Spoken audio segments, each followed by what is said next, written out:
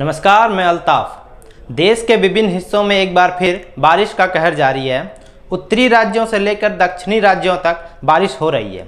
इस बीच मौसम विभाग ने जानकारी दी है कि पश्चिमी विक्षोभ और निम्न दाब लो प्रेशर के दो क्षेत्र बनने के कारण देश के कई हिस्सों में 21 अक्टूबर तक बारिश का दौर जारी रहेगा।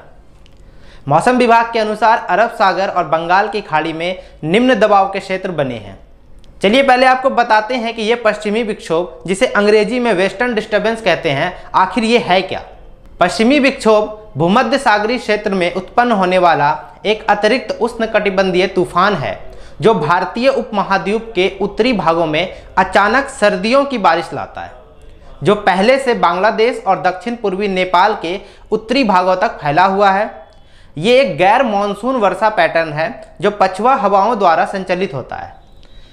इन तूफानों में नमी आमतौर पर भूमध्य सागर, कैस्पियन सागर और काला सागर से निकलती है। भारतीय उपमहाद्वीप के मामले में जब तूफान प्रणाली हिमालय से टकराती है तो नमी कभी कभी बारिश के रूप में सामने आती है।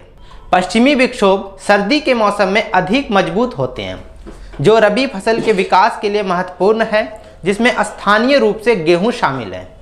अक्टूबर के पूरे महीने का औसत वर्षा अनुपात 79 mm है, लेकिन इस माह के पहले 4 दिन में ही 115 mm से अधिक बारिश हो चुकी है।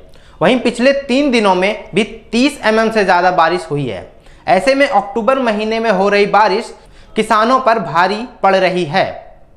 खेती और फसल चौपट होने से किसानों की आर्थिक स्थिति खराब हो रही है। इसका सीधा सीधा असर आने वाले पर्व त्योहारों और बाजार पर साफ तौर पर दिखाई देगा। देश के कई राज्यों के बाढ़ग्रस्त क्षेत्र के किसानों को फसल क्षतिपूर्ति की राशि देने के लिए अगस्त महीने में ही रिपोर्ट निदेशालय भेजी जा चुकी है, लेकिन 2 महीने बीतने के बाद भी किसानों के हुए नुकसान के लिए ऑनलाइन आवेदन लेने की प्रक्रिया अब तक शुरू नहीं हुई। विभाग के अधिकारी सिर्फ दिलासा दिला रहे हैं कि जल्द ही किसानों की फसल क्षतिपूर्ति की राशि किसानों के खाते में भेजने की प्रक्रिया शुरू की जाएगी। वहीं भारतीय किसान यूनियन के नेता राकेश टिकैत ने सरकार से मांग की है कि जल्द से जल्द किसानों के नुकसान की 100% भरपाई की जाए। दलहन हो या धान की फसल हो या तिल की फसल हो या वेजिटेबल्स हो, ये 5-6 स्टेट में इसका जबरदस्त नुकसान है और एमएसपी से कम पे धान पहले बिक रहा था। सरकार से तुरंत ये मांग हमारी है, डिमांड है कि उन किसानों को राहत पहुंचाई जाए।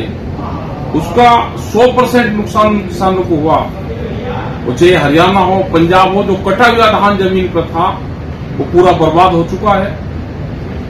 तो सरकार इनका सबका आंकड़ा तैयार करे और 100% नुकसान की भरपाई सरकार करे।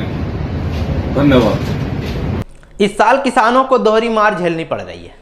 पहले तो जरूरत से बहुत ज्यादा बारिश होने से देश में बड़े पैमाने पर खेती प्रभावित हुई है। खेत में पानी जमा होने के कारण किसान सोयाबीन और अन्य खरीफ फसल की बुआई नहीं कर सके। बाद में गंगा नदी और अन्य नदियों में आई विनाशकारी बाढ़ की वजह से बिहार के कई जिले के हजारों एकड़ में लगी फसल बर्बाद हो गई। रही सही कसर पिछले 3 दिनों से बेमौसम हो रही बारिश ने पूरी कर दी है। तेज हवाओं के साथ हुई बारिश ने देश के कई राज्यों के किसानों की कमर तोड़ दी है।